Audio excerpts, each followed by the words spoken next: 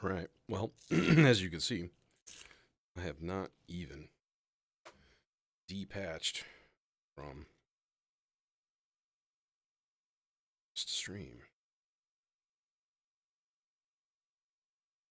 It's the post NobCon stream. Ooh.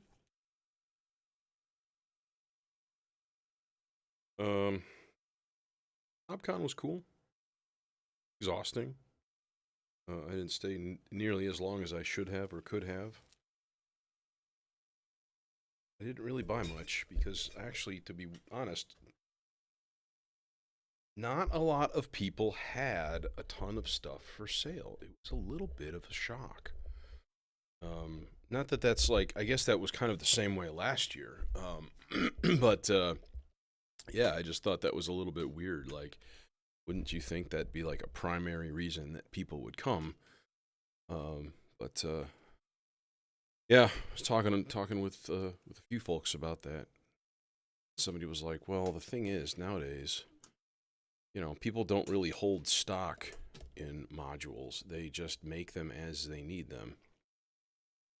So to be like, hey, I'm going to bring a whole bunch of stuff and then try to sell it, that's kind of almost a thing of the past in a lot of cases. So, which totally makes sense. Absolutely, totally makes sense. But still highly disappointing. No, not really. There were a few things that I was kind of on the lookout for that I didn't see, but no big deal. Still time to research and stuff, anyways. So, anyways, yeah. So I've got a new filter, and that's going to be the main mission of today: is putting that in, trying it out. Probably a shorter stream-ish today. I know I kind of almost never know how these things are going to go, but I am still super duper tired from a mass quantity of really shitty sleep the last 2 weeks or so. So yeah, today's is probably going to be fairly short. But we say goodbye to the Mankato filter today. Not permanently, I don't think. Although I don't have a set place for it right now. But one of the things that I looked at was a stereo SEM filter by Bubble Sound that's coming out soon. And that thing was super, super nice. And so that's probably going to go in the other chunk where the Mankato is right now. Because the Mankato's big, obviously. He's a big boy. And we can fit two stereo filters in the place of that one analog mono filter. As glorious as it sounds, as much as I love it. Yeah, I do. Little shorty guy. Because I will. Oh, yeah. Oh, I will. Gone for till I decide to bend over and pick it up. Alright, we got whites. We got reds. That's about it, honestly. And then we can start unscrewing. Excitement. Descrewifying. And let's see here what we've got with this here stuff and that, and the cable goes there. Yeah, I got one weird little fun box thing, which I'll have to test that out as well, and I think that'll be kind of entertaining. I'm not going to show you what it is, but it's a silly little fun purchase that was very much just like, kind of want to buy something here aside from cables. Just like, I mean, come on, that's like the lamest purchase ever. I went to NobCon and I bought cables. And yet necessary. So, what you gonna do? Okay, these guys, those guys, blue, blue, blue, blue, blue, blue, blue, blue, white, tiny blue. Light up, dude.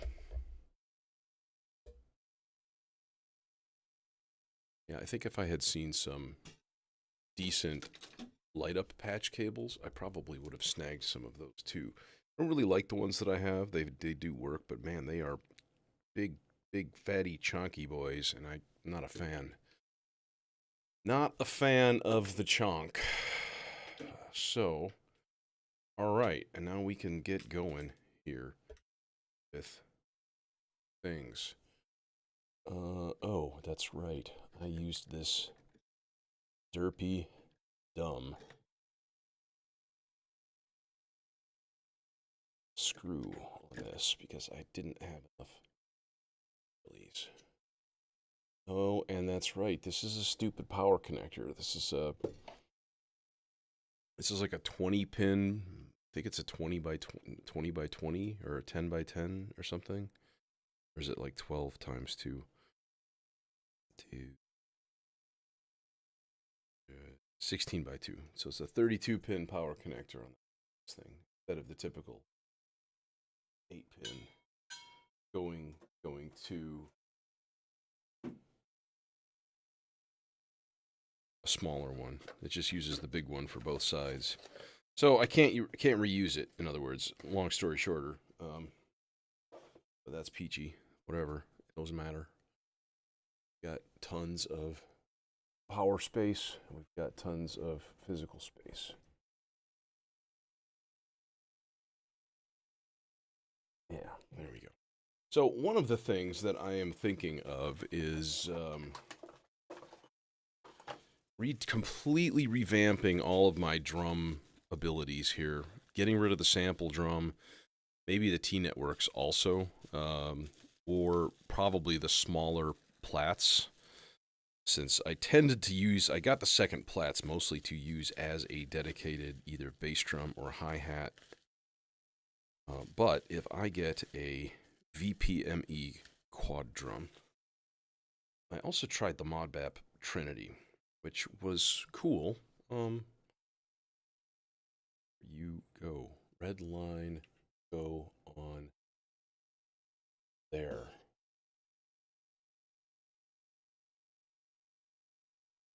Okay. You in? Yeah, you're in. Boom. Shakalaka. All right, turn it on just in case. Try this out. Make sure that it seems like it's working. Seems like it's working. Yeah.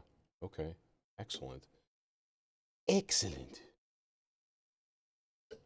Okay. Terror, what's happening? What's going on? What's shaking? Okay, I need more friggin' screws up here. Damn it. That's the thing I forgot. When I ordered this thing, I was gonna throw in another can o' Nurleys, and I'll forget this. Yes. Now I have to use the lame included screws. So lame. Come on, so pedestrian. Might as well just go to the hardware store. Honestly, I don't really care. It's fun to groan and moan about stupid things like that. Let's see. We can name drop too. I was at the 4MS booth and DivKid was there, and I was talking with the dude, and then he kind of chimed in, and I was like, the voice, like, holy shit, it's DivKid. That's awesome. He was there. I had lunch with Cameron from Venus Theory and some other friends. Mike from Unfiltered Audio. It was great meeting him. It was a super good time. Jeremy Redmean's recording was there. You know, shot the shit for a little bit with him and a group of folks, and you know, it was a good time. It was cool. That was probably my favorite part of it. Wasn't even as much like the exhibits and the stuff or the like the seminars. It was just like, you know, meeting the folks. So it was neat. All right, boom. Um, talking with Jim Coker of 512 Systems too. He's got a new LFO module coming out, and it looks very similar. Maybe kind of like the Batumi sort of kind of, or more like the Zadar, because it's actually got a little OLED display on it, but way cooler capabilities, including like Lorenz attractors, which is where the sloths. So I'm like, I've, I've been talking about getting a second sloths for months or even years. I would rather get that. And yeah, so I'm like, that stereo SEM filter would go perfect right here. That would be beautiful. And then this stuff kind of would get maybe moved over up here. We can port the junction to a different place or whatever, and probably fit that new LFO that's coming out. So yeah, got some changes in mind, some thoughts in my head. Finally, there's the dual ADSR. I still haven't found a replacement. I want to get an envelope generator that does CV control over the different steps. So, something along the lines of a stages or something like that. But it depends on what it is. So, you know, we shall see. Now, I immediately thought, what would be a great combination for this filter would be the Cloud Terrarium. Because Cloud Terrarium. I mean, honestly, Cloud Terrarium is a good combination for pretty much everything. So, this is the first patch. Okay. And then, yeah, so the Moon Phase is a stereo filter. I'm going to have to look at the manual, actually, to be honest, to make sure that I kind of understand what's going down, what's happening, and my mixer is not even close to being zeroed out, and how fucking dare I. Alright, that guy's there, and that guy's there, and that's, yep, that, and then headphones, and we're off. Okay. Boink. So, well, you can't really see it. I had another weird incident. I walked in today, been here a week, right? Walked in, and my camera was like, and I'm like, the fuck? Like, are there people coming in here when I'm not here, looking at stuff, like doing things? Now I know like the maintenance guys have a key, which makes sense. But I don't know. It may have just literally been like it wasn't screwed in tight enough, and it just sagged over time, which is 100% possible. But yeah, it was a little bit weird, I'd say. Okay, I'm gonna fire up a browser really quick. Take a look at the manual. Panda Moon Phase manual. Manuel, the Moon Phase. So the big thing that this thing sort of celebrates or pushes is the stereo-ness of it, right? It's got sort of like different profiles, like band pass and high pass, low pass, that kind of thing, that you can set to either channel. And then when you add resonance, it does all kinds of funky stuff, So right now nothing's happening because I don't have any signals at all hooked in, any sequences at all. So let's do that. Then grab envelope here. That is that slow, medium. What is that? That's medium. Okay. Cable to get up there. All right. Now where is the? Okay, that's resonance, that's noise, that's stereo field, that's span. Really? So wait, where is the? Oh, is that frequency? Yeah. anything?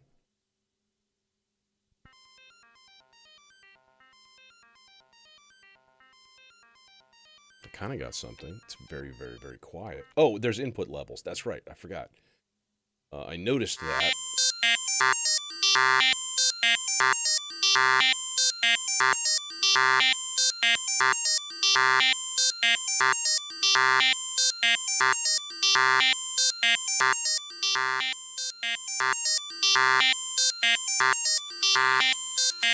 Oh, hello, stereo image.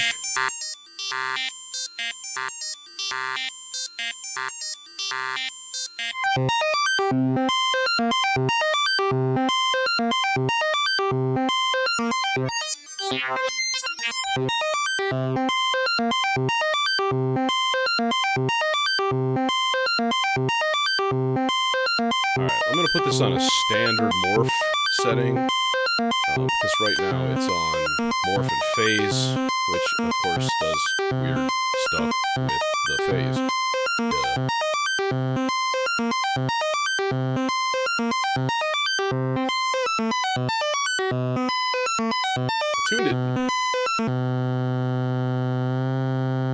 I tuned it weird. Give it a little reverb.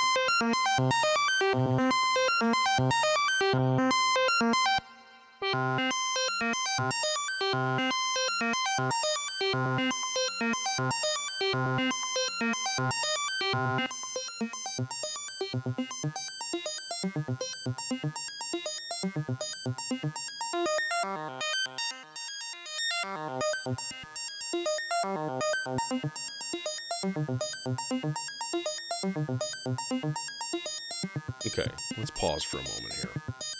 Alright, so audio input, gain left and right, and so on. Let's see here.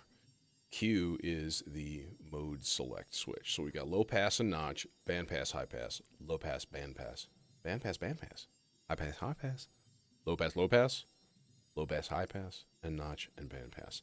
So there are all these different modes. Let's see, span attenuverter control. Okay. Gain left, gain right, audio output left, audio output right, stereo imager CV input. So I guess the first thing I would try to do is throw like an LFO into that. Imager, smack dab in the middle. Boom. What do we got?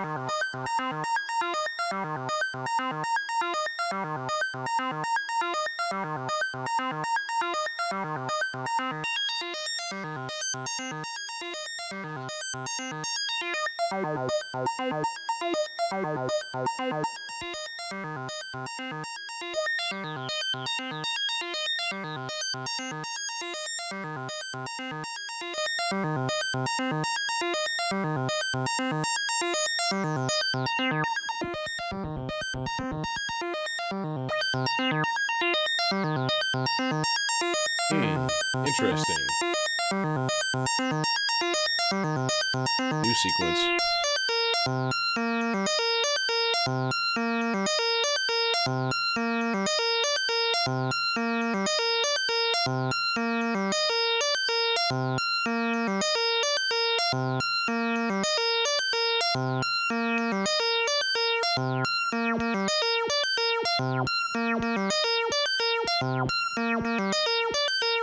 Okay, that's pretty cool.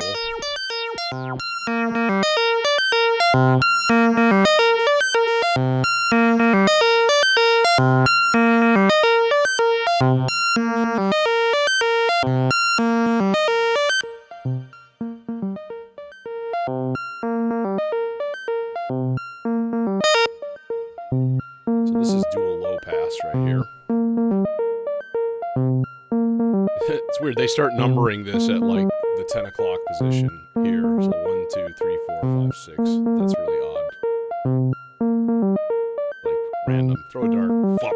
You're number 1. Resonance CV input. Stereo frequency CV input. That's of course what I've got going for the envelope.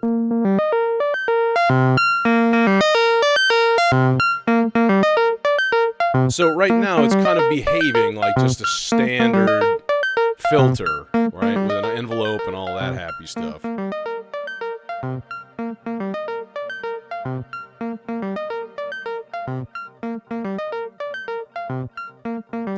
Now it has a trigger input for the mode select, which is kind of cool. So what I could do is put like the gate out for one of these things here. Throw that into the mode. Just kind of let it churn around.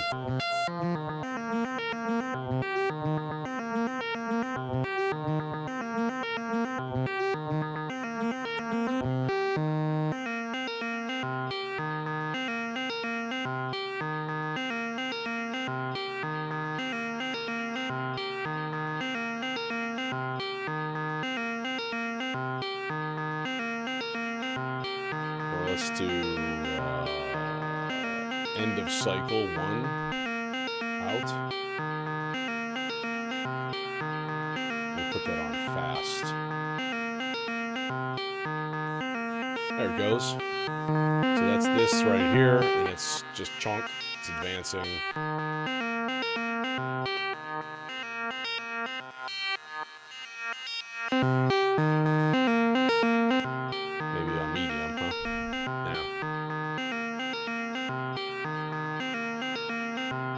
Okay, kind of cool.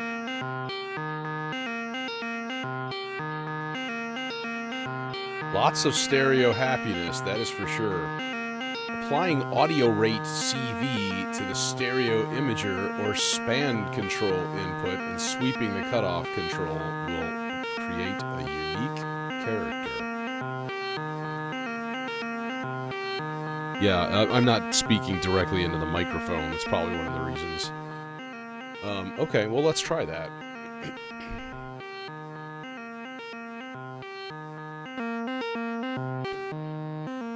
Let's throw an oscillator in there,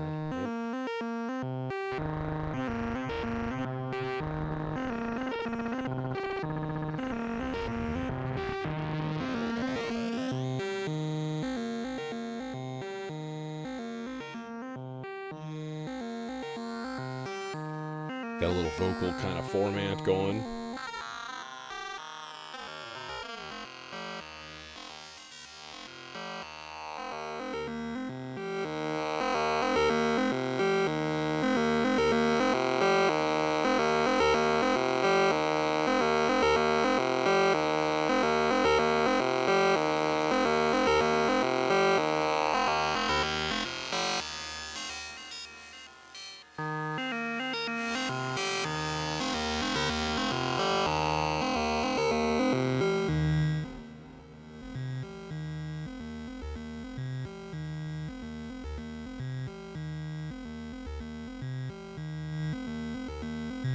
Interesting. So this seems like a very, like, kind of sound designy kind of sound. Kind of a filter, but that's fine. That's good to me.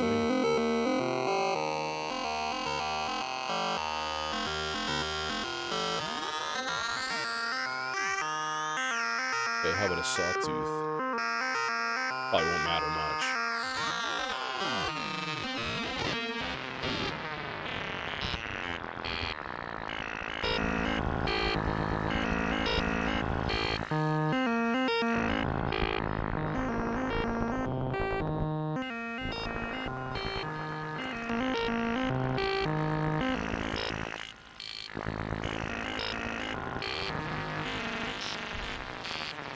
So many farts.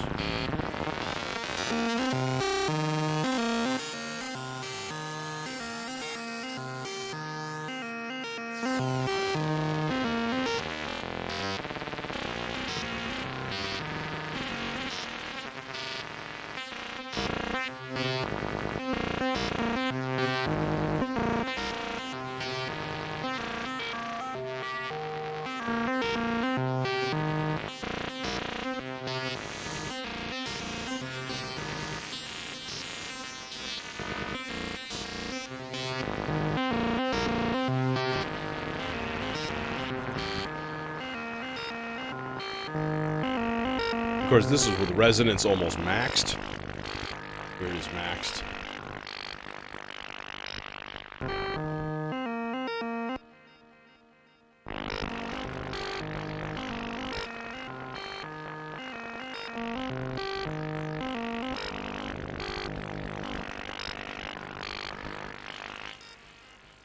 And they were like, you can also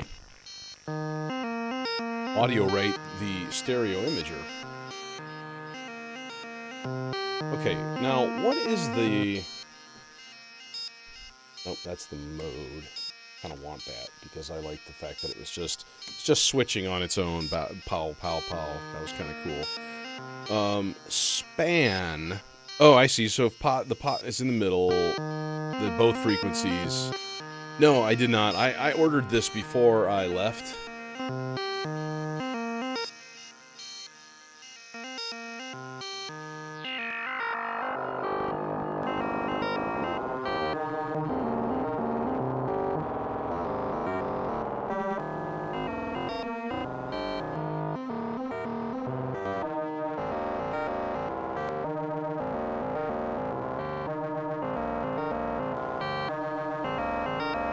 Alright, let's get the envelope back into the frequency.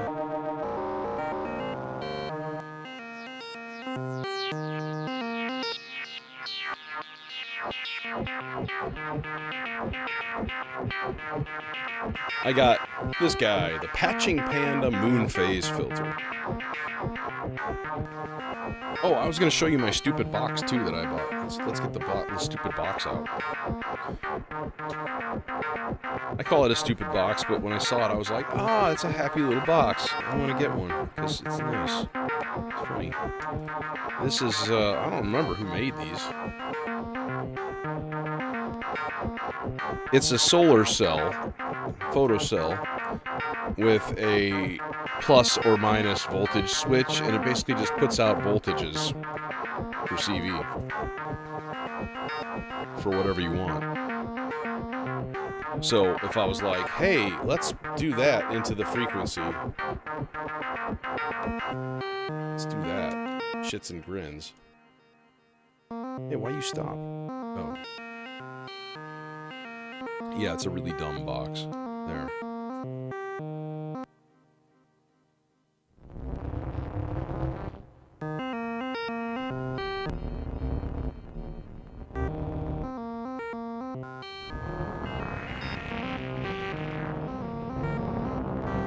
So if I turn the brightness up,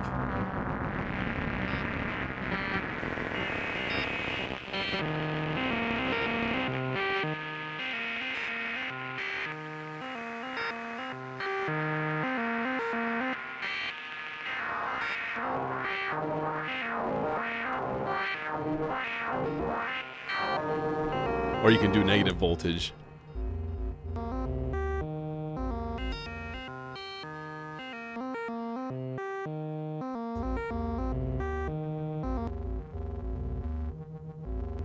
I don't hear as much of an effect with that, but this one I hear it definitely do.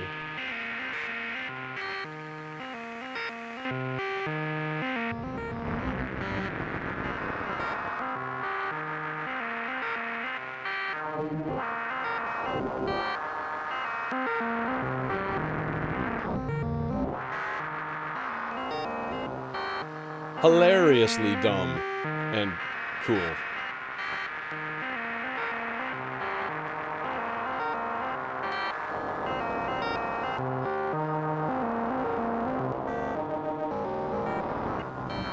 Can we nest it like up here? And I just kind of hang it off of a cable. There. Don't fall. Don't fall. Don't do it.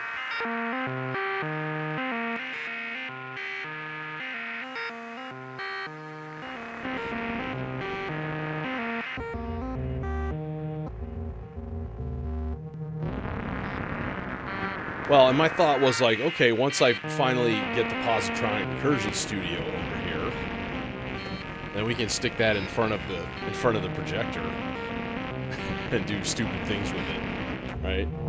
So yeah, it's a fun little box. It's a happy, fun little box. That's all. I thought that was kind of hilarious. I'm like, I kind of have to have one. Because, you know, if you're not going to get a module or 3, then you might as well get a fun, happy little box.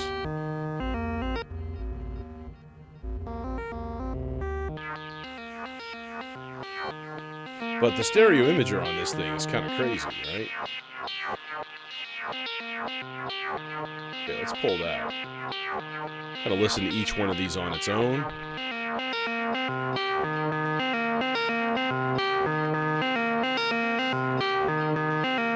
New sequencer.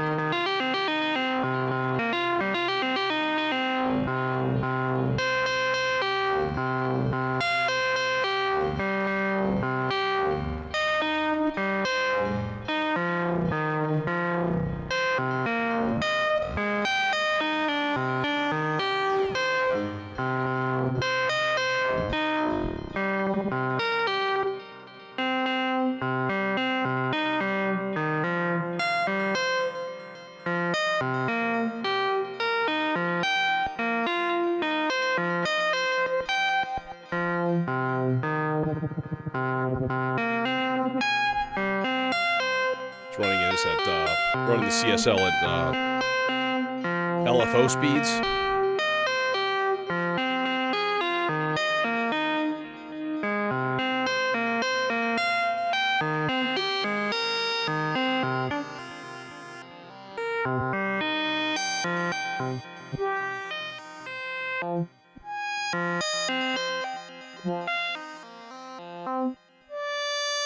Neat.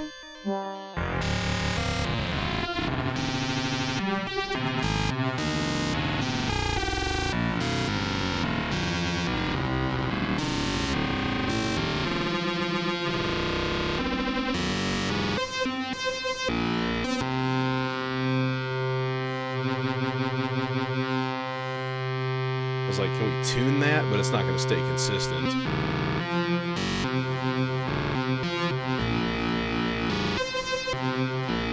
That's crazy.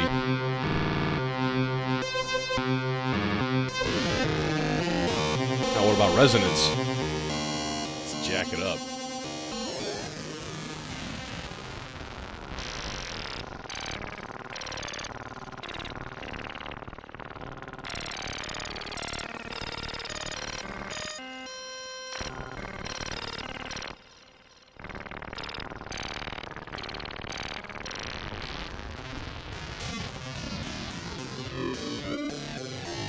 Ooh, yoy, yoy, yoy.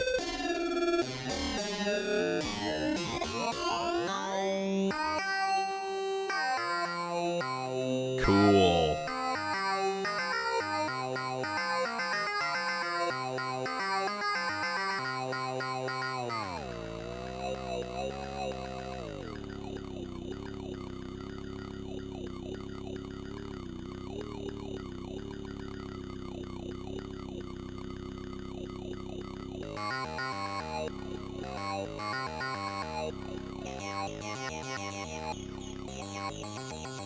Okay, yeah, that's awesome.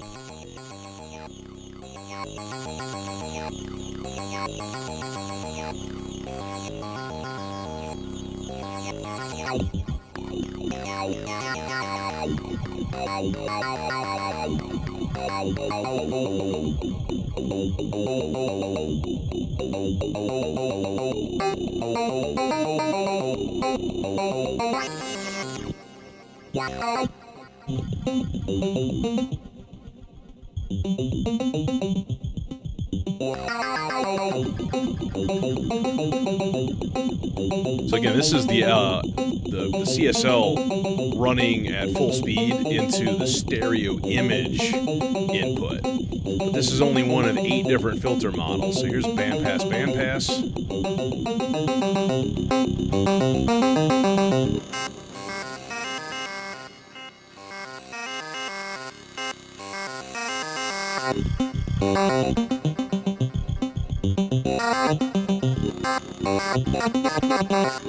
It's that weird little point where it's just like boom, and suddenly it's in both ears.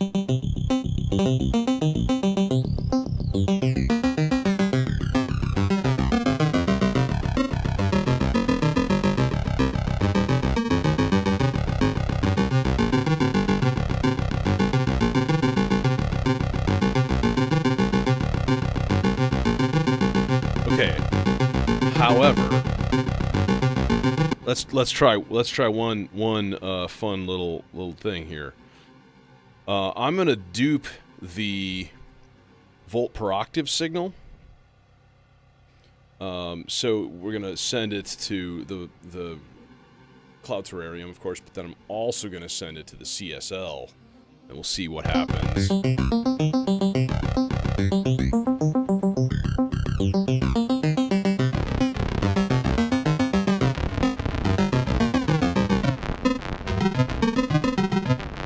Dual high pass.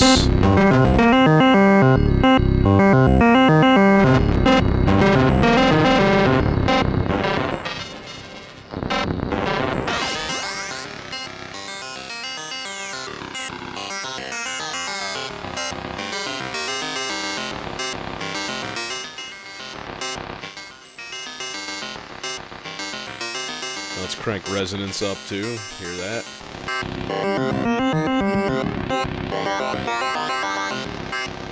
Yes.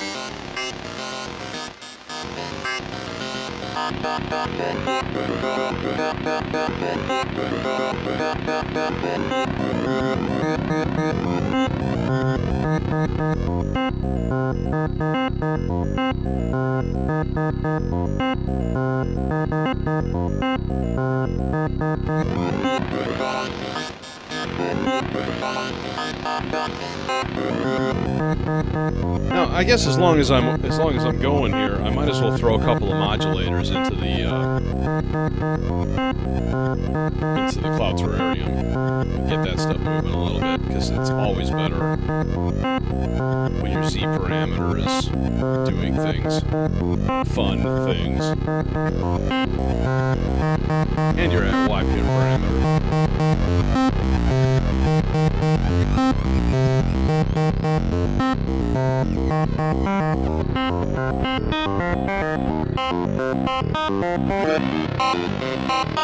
Hello.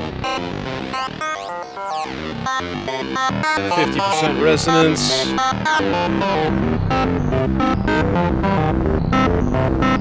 Yeah, I missed this over the weekend. Straight up, there were points where I was just like, hey, what my thing?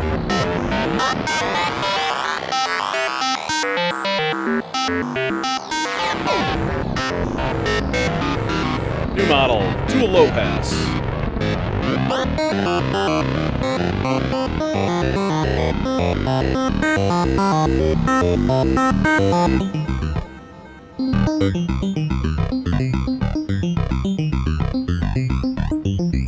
Some cool yo-yo-yo stuff in there.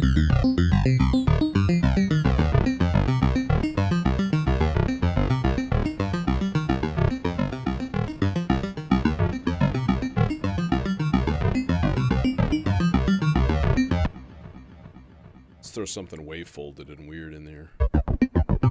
Yes.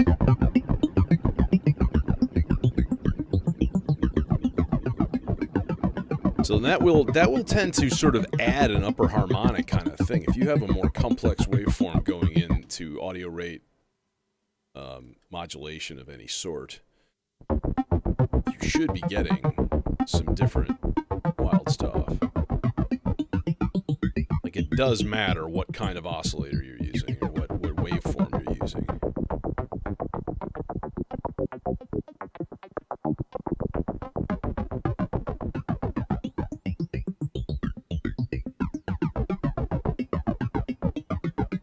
kind of want to use the square too and check it out.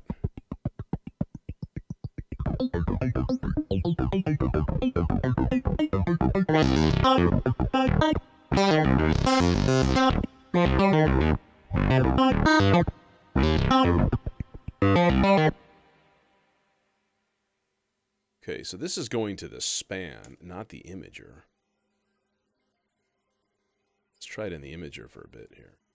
Oh, hello. What?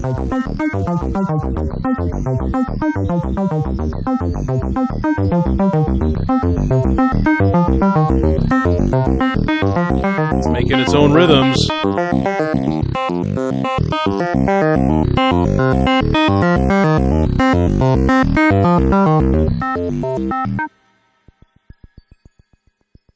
That's really wild, though, when you turn it down and, like, you get, it's, like, all the way off, basically. So that is the stereo frequency control, and this is the stereo imager control, and these are all of the models. Where am I at right now? I'm at the 6 o'clock, which is dual low pass, so let's do low pass. High pass.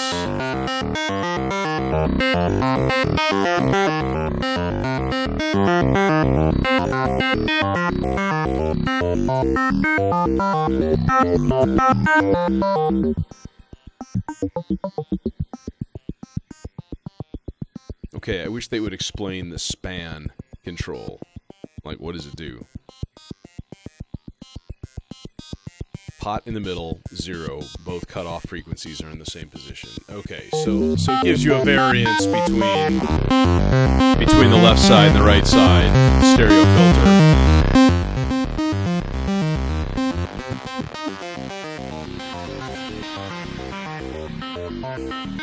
New sequence.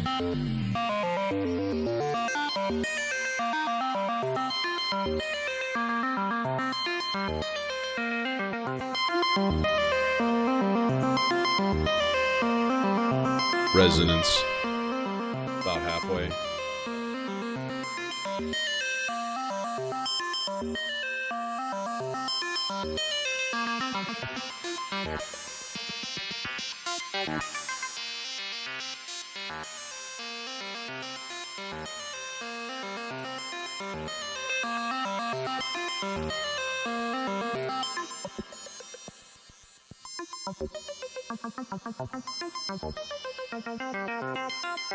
So one thing is I noticed already that if you want to use it as sort of a standard, like throw an envelope into it and control your volume that way, it does take a bit of tweaking to get that working. I don't think I need the manual anymore. The manual is like 1 page.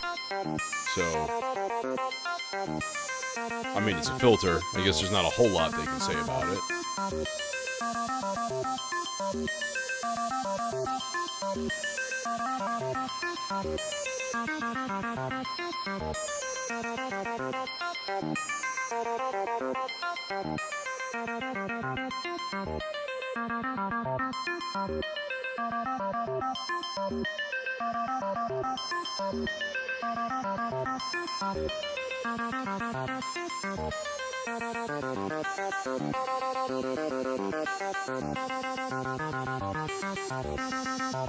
Let's go back to the sawtooth, standard sawtooth here.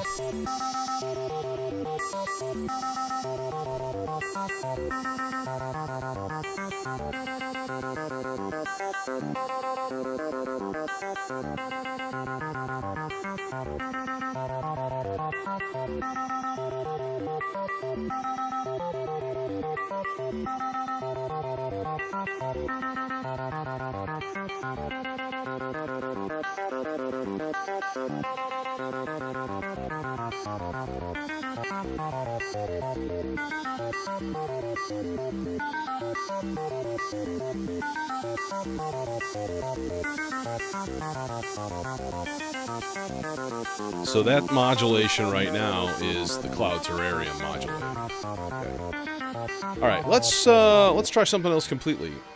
Let's throw a different oscillator in here. Yo, dude, like you're muted.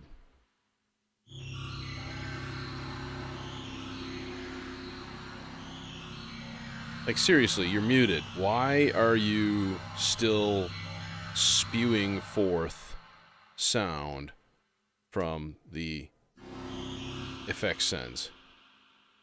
This is my biggest complaint on the text mix, is it just like leaks somehow, somewhere. I don't, it's off. Here, I'll turn the volume down all the way. I'll turn the effects end up, turn the reverb up, and you still hear. It's like, what? What? Why? Does channel 2 do that? Let's find out. No, it doesn't. Oh. So it's a channel 1 problem. Interesting.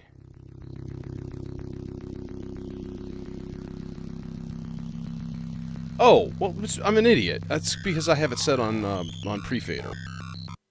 Duh. Yeah, okay.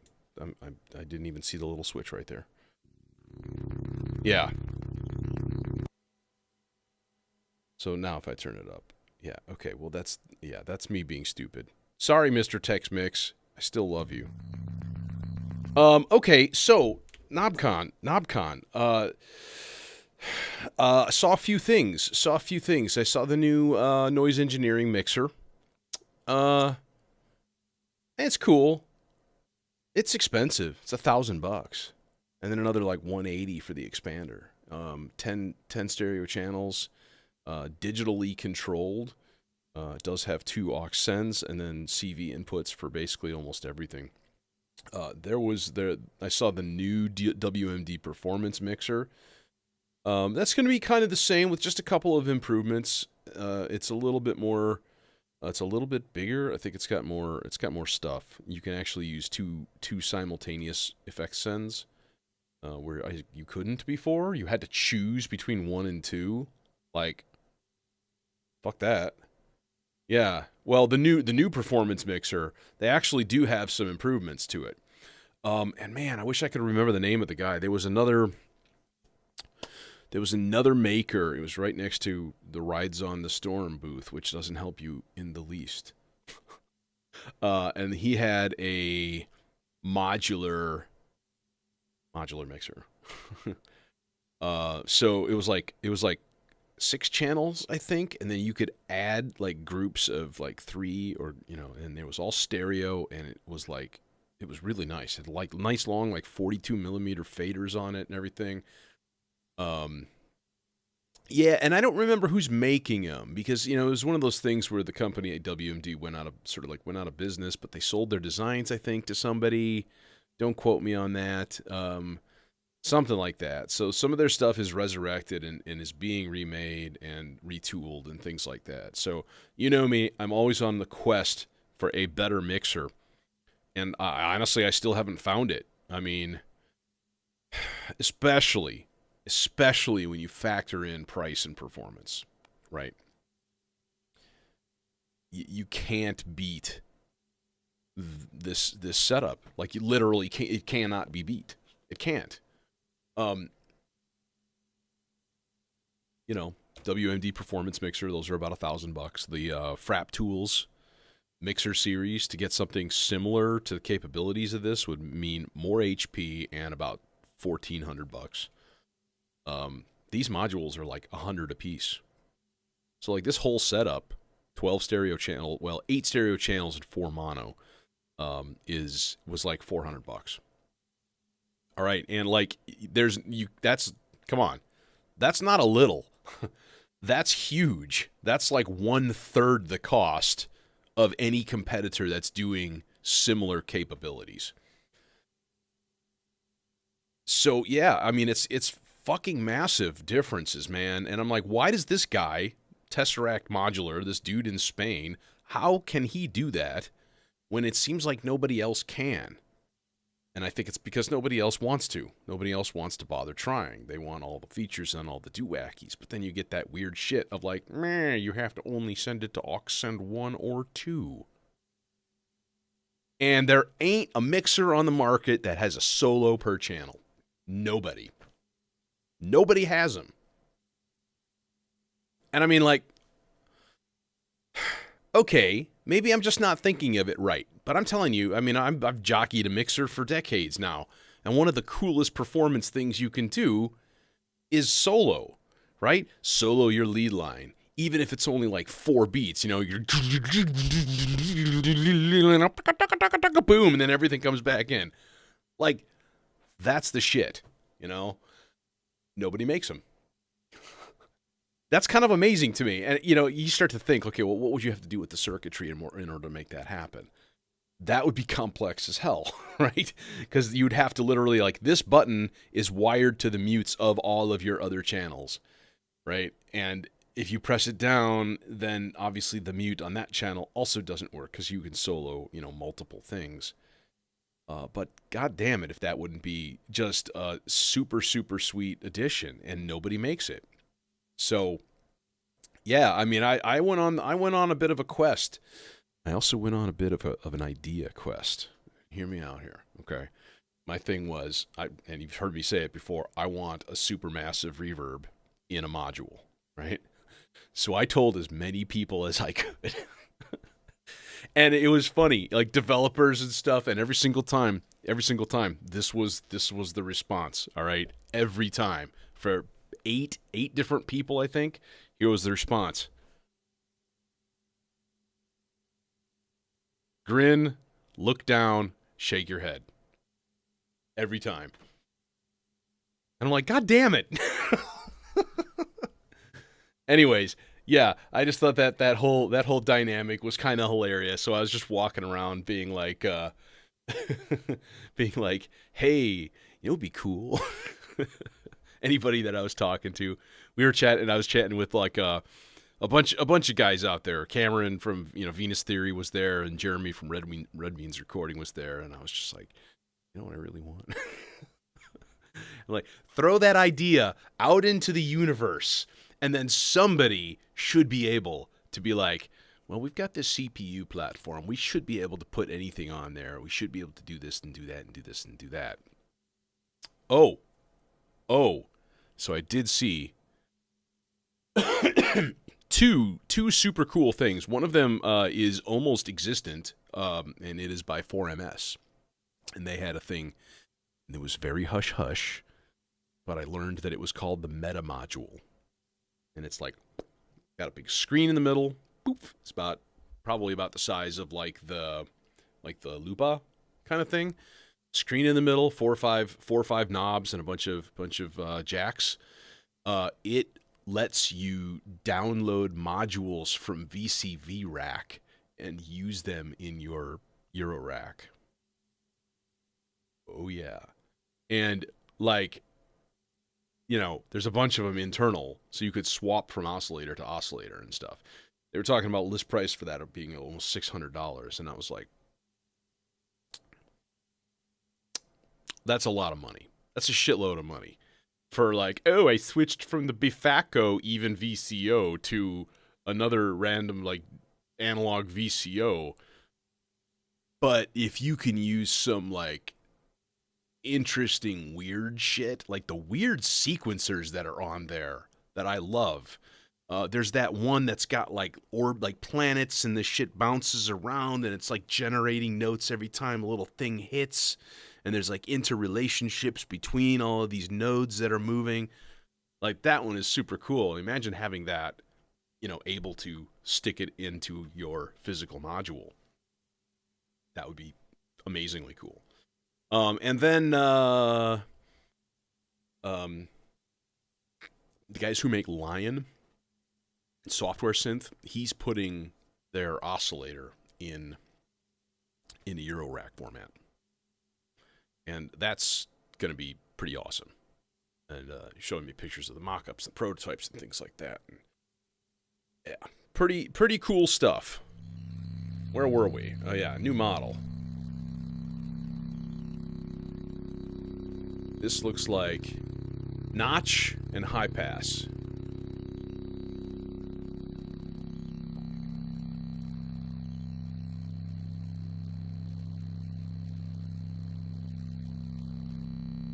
All right, let's just listen to this for a second. Oh yeah, that's right. I was going to move this to here.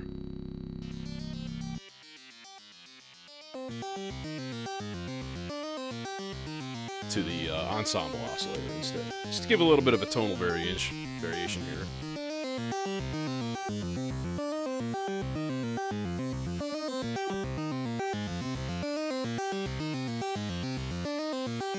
All right, let's put this back in the imager.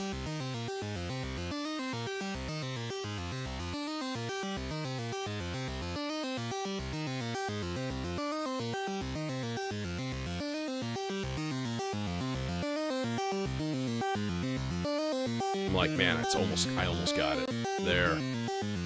Oh, dude. So it's tuned with the sequence. I've turned the detune off on the oscillator. And it's like automatically giving you like ear happies. Right?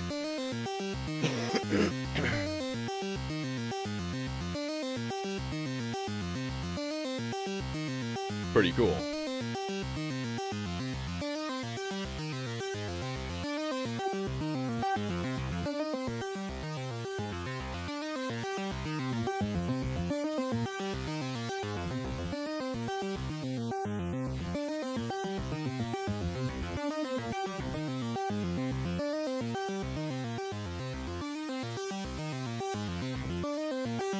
And then we have low pass notch. So it's like the last one, but it's reversed in order. Now what about all the resonance? I want all of it.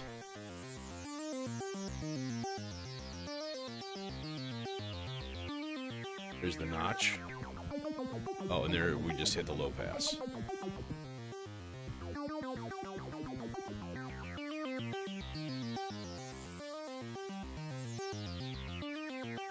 No, that's all the low pass doing the pew pew pew pew pew.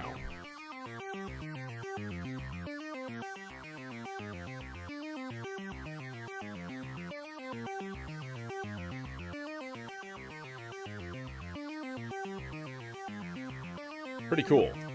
Pretty sweet. Now, if we just threw something basic like LFO into the imager.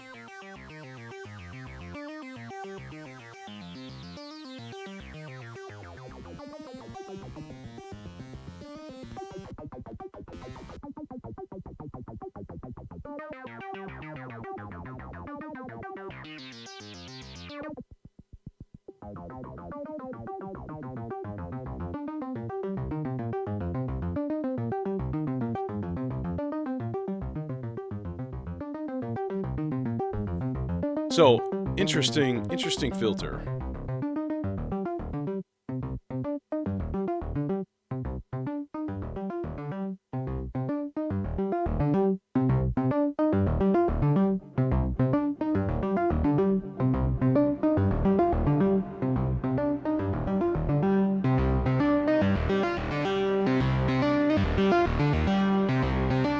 Sounds like that sequencer is skipping every once in a while. It's kind of weirding me out a little bit.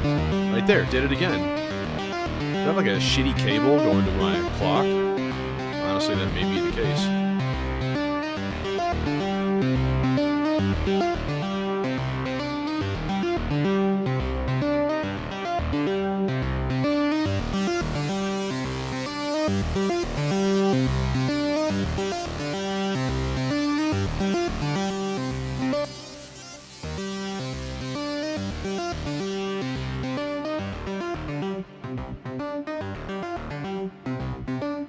Okay, so what if we take this? Skipped again. Dude, that's super weird. What if we take a quarter note clock and just stick it into the modal input here?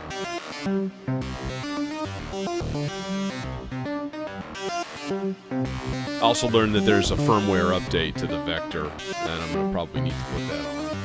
And that's the easiest thing in the world, because you just go plug, boot. It's ultra simple.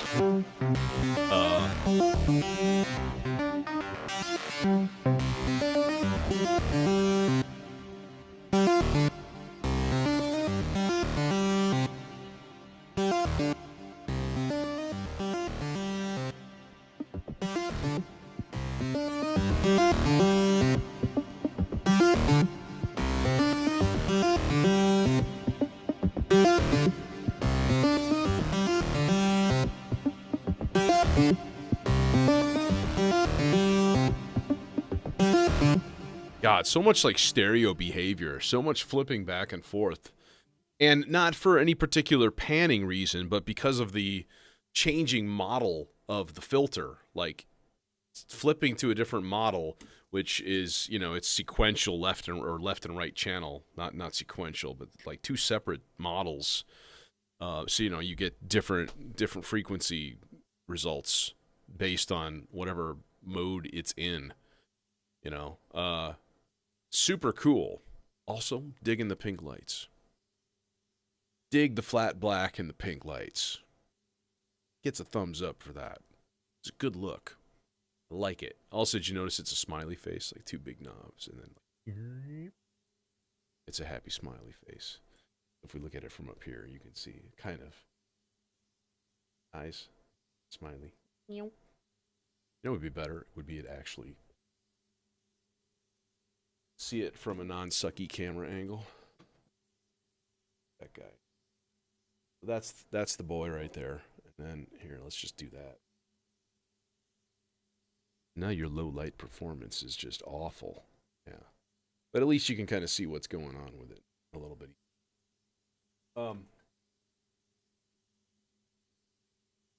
So I did look at in fact, I was in the noise engineering had a setup that wasn't even in the main room. Like there's this huge room, right, with all like three big rows of exhibits on either side, and then they're like around the corner. There's this like little room, and it had like a couple of things, and it had noise engineering in there, and they had their new mixer. Nobody was there. I was like, okay, I play with mixer. And, farted around with it a little bit. It looks very, very futuristic. I will say that. Like, it looks well designed.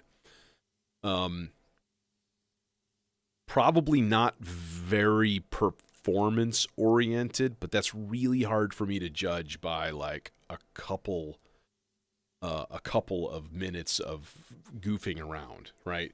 Because like to do the sends or the pans, you have to like click through a menu for each channel. Like you click the channel button and then you click a thing and then you turn it up or down.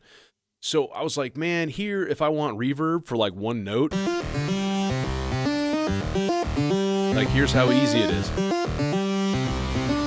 Up, done. There it was. And if to do that, you'd have to be like, click, click, click, click, click. Come on. That's not. But it's not built as a performance mixer, I don't think. Like a performance mixer is definitely going to have some different requirements or different options and things like that. So, yeah, there was nobody there. There was nobody at the counter at the time. And I felt a little bad. I was like, why are they like in this random little room here? It's weird. Like you're one of the major manufacturers. Like you should be in the main hall. So, yeah. And again, I 100% understand that like, oh, you had 5 minutes with it. Yeah. That was basically it. But I'll tell you that 5 minutes with this mixer, and I already know what every single thing does. Right? There's no mysteries.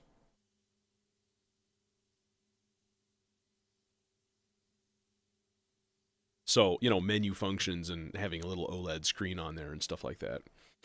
Yeah, it was just a weird thing. Like I don't really get it. Like why would you have this major thing there, major manufacturer, fairly major? I mean, they're not like a massive company, but everybody knows and loves their stuff, myself included. And then have them like around the corner in a totally different place.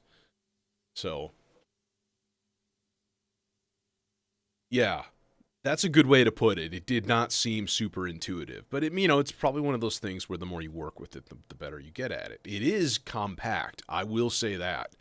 Like it's probably, looking at my mixer, like from the edge of the case right here, it's probably about 70%, 70, 80% that size for 10 stereo channels. So the jacks were really, really crammed in there tight. I'm going to see if I can find it. Um,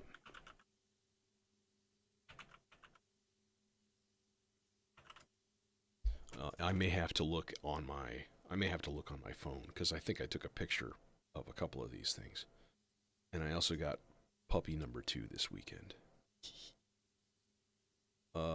No, I only took a picture of this, which is the SEM 20.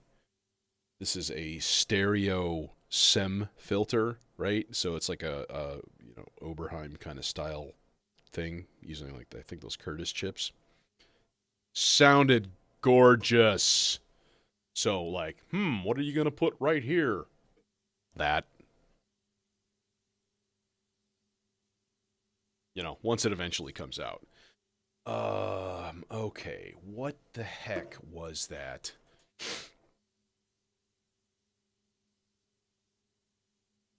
So this guy had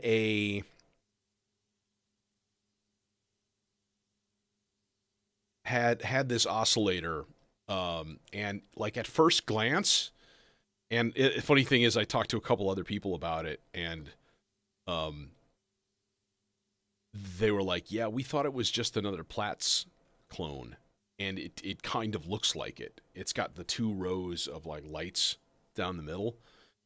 But those are like the different waveforms, and then it's like phase distortion synthesis, like between the two. It was amazing sounding. It sounded absolutely incredible. Let's see, divide.org. This is probably not going to be here because people don't have their videos uploaded yet. You know what? Let me just look through KnobCon and see if I can remember. Like the exhibitors and stuff like that. Because they always show that. Like, hey, who's going to be there? Let's find out. Who is going to be there? Okay, 4MS, 1010, After Later. Those guys were cool. After Later had a bunch of shit that they were showing off. New stuff, too, which was pretty interesting. Don't ask me to go into specifics because I don't necessarily remember. There was a lot.